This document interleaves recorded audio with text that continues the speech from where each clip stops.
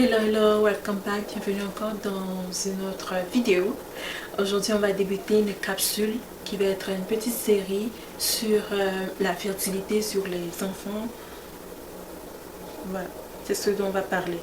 Maintenant, notre première capsule aujourd'hui, c'est de savoir qu'est-ce qu'un enfant. C'est quoi un enfant? Ok? Avant de poursuivre, j'aimerais encore dire merci à toutes les personnes qui sont là, qui commentent, qui s'abonnent, qui partagent. Merci beaucoup pour votre soutien et votre support. On est ensemble. Toutes les personnes qui sont nouvelles, qui me découvrent pour la première fois, merci d'être venus d'abord et installez-vous calmement. Restez là. Restez là, abonnez-vous, cliquez sur la cloche pour les notifications. Ok, des nouvelles vidéos qu'on va faire ici. Je vous invite vivement à regarder les vidéos antérieures, juste quelques petites vidéos antérieures pour vous donner déjà une idée de l'esprit de la chaîne parce que c'est très important. Bref, allons dans le vif de notre sujet. On va être beaucoup dans Genèse aujourd'hui. Donc pour répondre à cette question, on va étudier un bon nombre de choses en s'inspirant des Écritures et aller à la première création de Dieu, là où tout a commencé. Genèse 1, 2, 1 à 2, Genèse 1, 2 à 7, Genèse 1, 2, ok, 2 à 7, je vous l'ai déjà donné. Okay. Je pense que ça va vraiment être ça pour notre capsule. Si vous lisez Genèse 1, 2, vous comprendrez que en fait, il y a une première création. On ne va pas les lire. Je laisse le soin à toutes les personnes de le lire, d'aller visiter. Il y a une première création qui se passe parce que dans Genèse 1, verset 1 à 2, on parle de créer. Ça va nous permettre de voir un peu le principe de création. Comment ça se passe. La première, comme je dis, c'est une création spirituelle. C'est la phase conceptuelle. C'est la phase où Dieu conçoit dans le monde de l'esprit, dans l'intangible, ce qui va se passer dans le réel. On le voit aussi dans Genèse 2, Genèse 1, 2 à 7, comme j'ai donné. Il dit que Dieu créa la chose, il créa. Maintenant, passons à la deuxième phase, la phase de la formation, du tangible, donc de la réalisation, dans le monde du réel, du concret. Ce qui nous permet de voir que la première est une phase de création parce que dans Genèse 1, 2, on parle de quoi? De former. Il forme. Là, il dit la terre était sans forme. Sans forme, déjà même penser à quelque chose qui est sans forme est difficile pour l'intelligence de penser à quelque chose qui n'a pas de forme.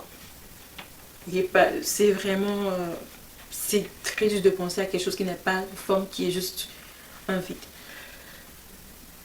Dans le 2, au verset 7, on voit que quand il créait l'homme, il forma à ce moment-là. On parle de forme, donner une forme à une chose, on parle de la matière à ce moment qui est malléable, auquel on donne une forme.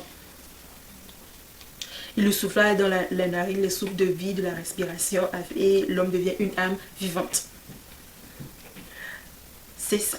Donc on comprend qu'il y a deux phases. Et dans chaque chose, même un exemple assez banal, avant de faire quelque chose, tu y penses. Donc c'est quelque chose qui est dans le monde de l'intangible, le monde de l'esprit. Après, tu l'amènes dans le physique avec la réalisation de la chose. Donc dans chaque chose, il y a deux phases. La phase où tu penses à la chose, la phase où tu es dans l'imaginaire, tu es dans l'esprit, tu penses à qu'est-ce qui se passe, et la phase où tu le ramènes dans le réel. Maintenant, on va voir. On est en trois états. On est en esprit, âme et corps, n'est-ce pas? Et par ce processus de création de la terre, quand on dit Dieu créa la terre, les cieux, c'est la terre, notre terre, et puis le ciel au-dessus de nous, à ce moment-là qu'il a fait. Pas seulement la terre, je pense qu'on s'entend. Et on peut là avoir le principe de création de choses. Il a donné la même faculté à l'homme aussi.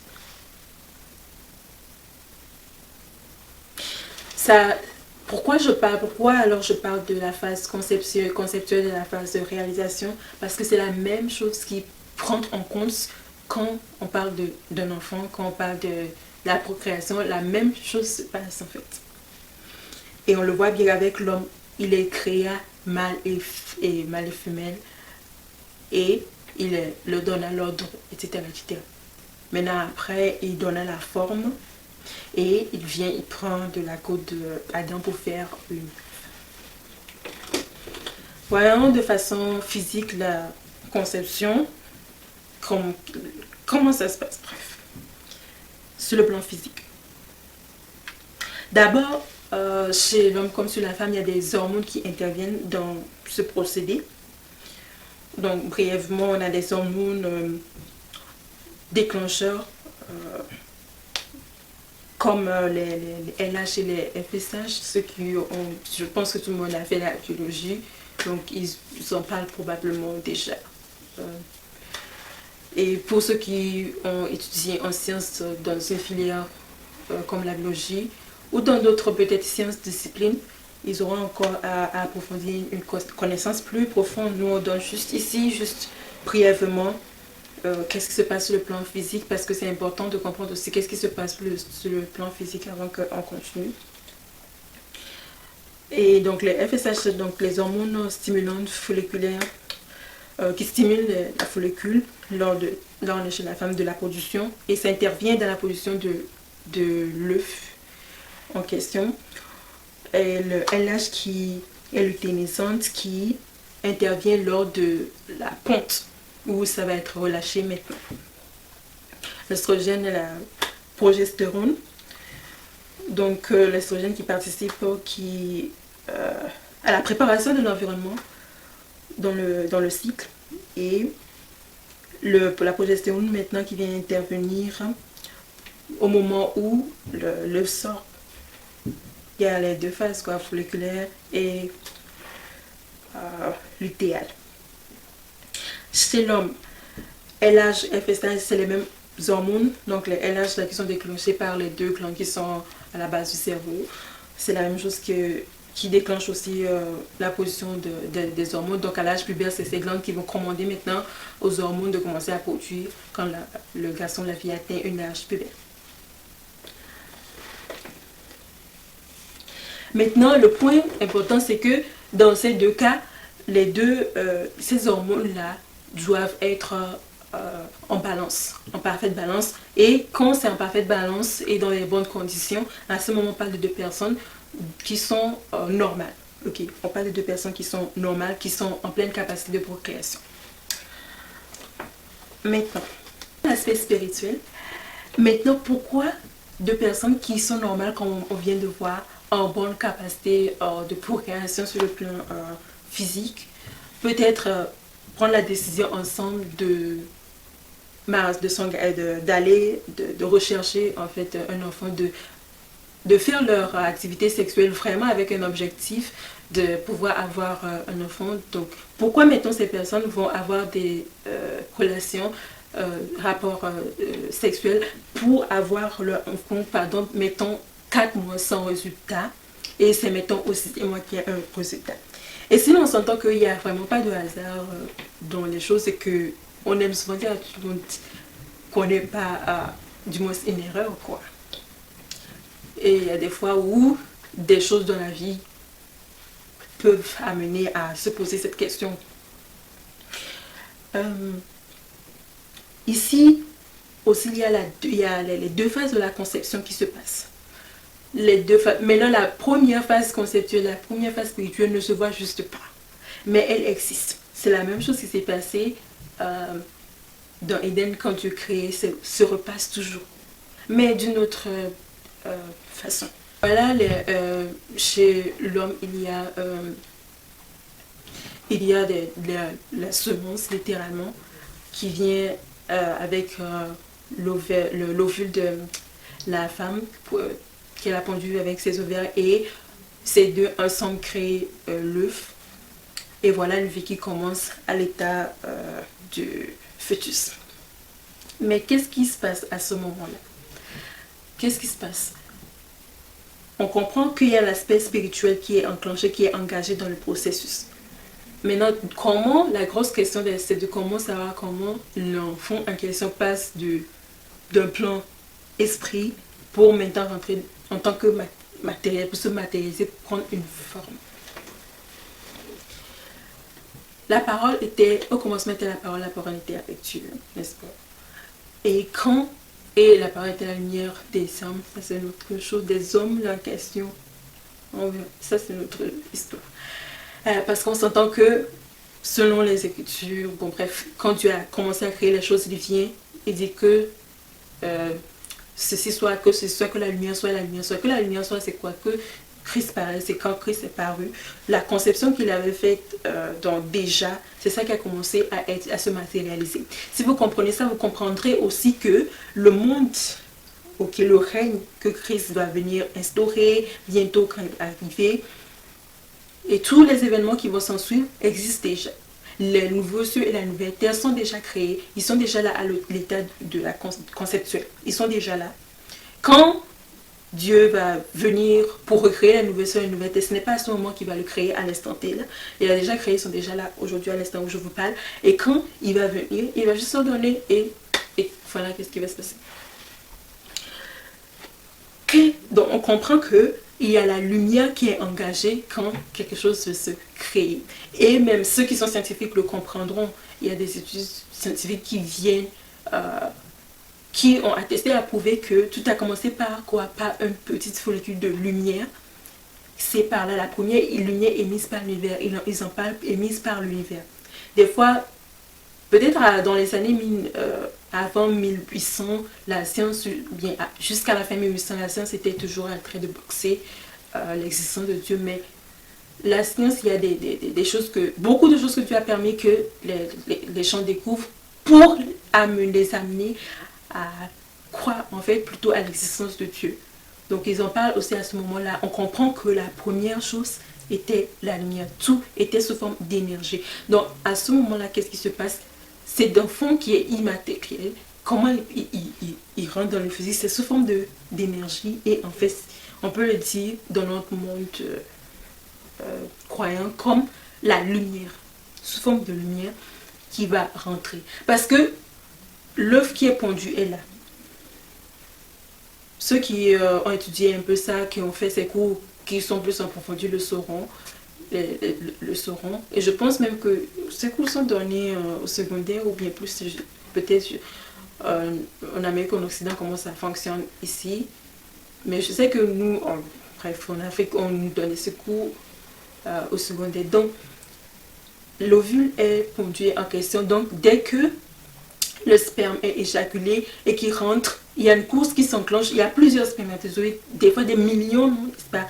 Mais qu'est-ce qui fait qu'il y a un seul qui finalement gagne la course littéralement et arrive à percer? Et dès que ce spermatozoïde rentre en contact avec l'œuf et rentre, c'est fini, ça se barrière se ferme et toutes les autres, ils vont mourir. Il n'y a rien à faire, il y a juste une seule personne parmi tous ceux-là qui vont rentrer.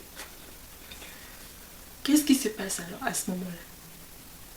Qu'est-ce qui fait, qui donne le pouvoir et la puissance à ce spermatozoïde en question d'arriver jusque-là et d'être celui-là qui pénètre à ce moment-là cet ovule? C'est la lumière et l'énergie qui est descendue, qui est rentrée, qui a fait qu'il a donné la puissance pour aller pénétrer l'ovule et voilà un œuf qui se forme.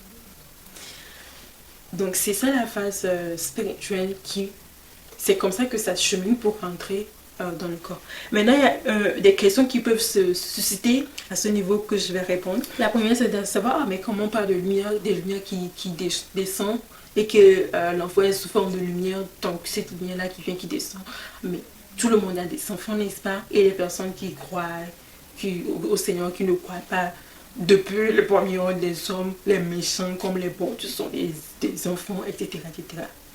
Donc, cette lumière-là qui vient, qui descend, qui pénètre, qui descend de l'esprit de l'homme littéralement, qui rentre dans son sperme, dans son spermatozoïde qui va féconder l'ovule, passe dans le corps des gens possédés littéralement, parce que les gens possédés, il y a des gens même qui sont là, qui violent des femmes malheureusement, qui tombent enceintes.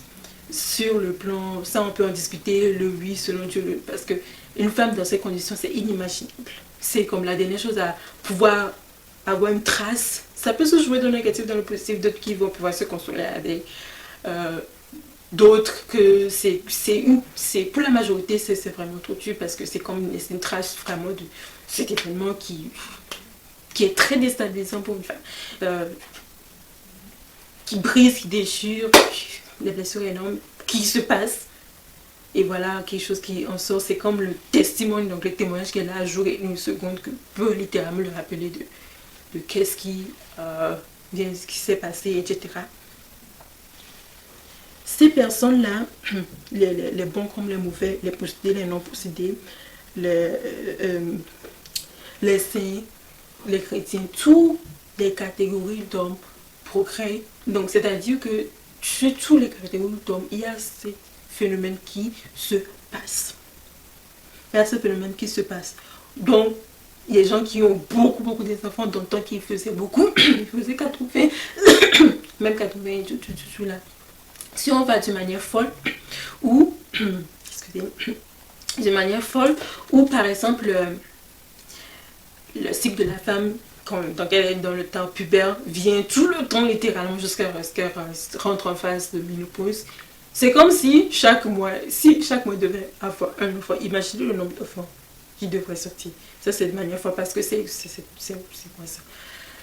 Le corps ne peut pas porter ça. Donc, il y a même pour les gens qui n'ont pas de planning, qui n'avaient pas de planning dans le temps, il y a quand même un espacement qui se passe. Donc, c'est-à-dire que quand même, il y a un temps fixe, un temps T où des enfants sont descendus ici, où ce phénomène a eu lieu, parce qu'ils ont on entend ils ont toujours des relations sexuelles, que ce soit avec des objectifs, ou eux-mêmes ils décident que, etc. Non, ou jusque quand ils décident qu'ils veulent avoir des enfants, etc. Il y a un temps toujours T où ça se passe. Où ça se passe. Et il est important de prendre en compte que c'est ça, que ce n'est pas la lumière ce n'est pas le Saint-Esprit de Dieu, quoi. C'est l'Esprit de Dieu, parce que tout le monde, les esprits, parce que on parle du monde spirituel, c'est le monde des esprits, et Dieu, c'est le Dieu des esprits. C'est le Dieu des esprits, et c'est important de comprendre que ce n'est pas l'Esprit de Dieu, du Saint-Esprit, que l'héritage que tu as à laisser aux gens qui croient en son fils, etc. C'est pas de ça qu'on est en train de parler, mais c'est qu'est-ce qui se passe en arrière-plan, et ça se passe ainsi pour chaque être humain.